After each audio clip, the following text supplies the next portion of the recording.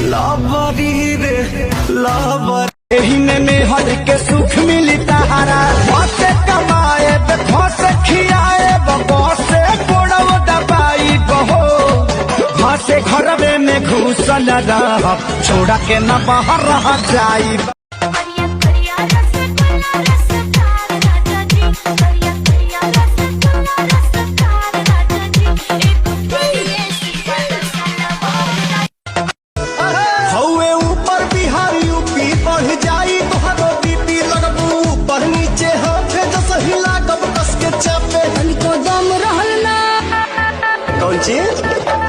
को दम रहल बात वायरल है तू छोरी बाज हो गया।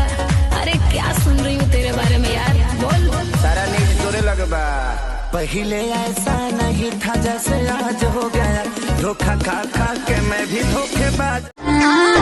जिए न देबू काहे पतर को खोरे पर ले बुकाए सोर को जिए न दे करी हो प्यार न तो जिंदगी होई बेकार के के भइल न पूरा पाए कर लमवे अधूरा बाय भागे लुका है भोजपुरिया मरद से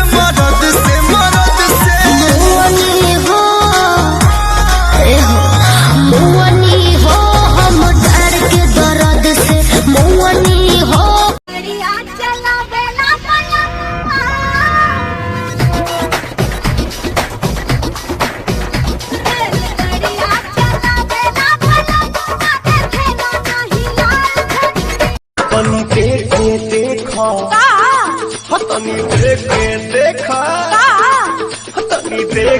देखा दिल गोरी करना करना उड़ाती हो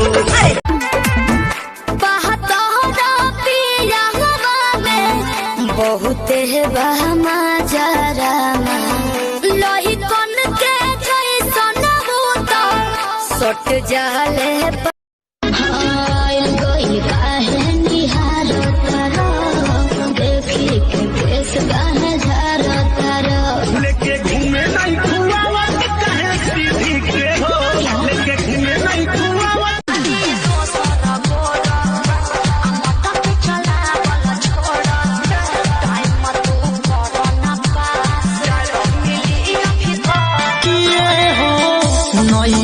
में केतनो रामा हम पूजा पाठ कइले फूटल करमवा हमरो ऐसन मरद पइली ढंग से न बोले बात से नाच देखे गइला बारात में भइल बड़ा हे हर अपन में हर छोड़ी रात में ओनिए क देला भोर हरिया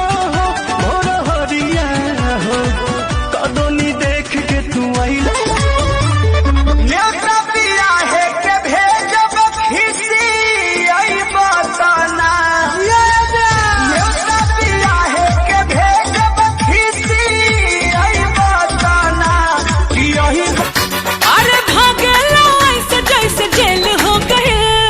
खेल हो गइल हो कवन खेल हो गइल डबल ड्यूटी वाला खेली कैसे खेल दादा रे माथा फेल हो गइल लागे जाता में देखी के कंचन काला रे दिया छाछना ताबाया हो आगे जवानी नाया मन बड़ी ललचाया हो मतलब पगलाए गए हो।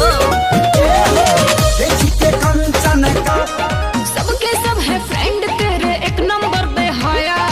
काजल सर आज से दोस्ती खत्म। मेरे मलिया के गलिया पर रंग साला को लगाया मेरे लागे पागल को के पटबू ये पटना के परी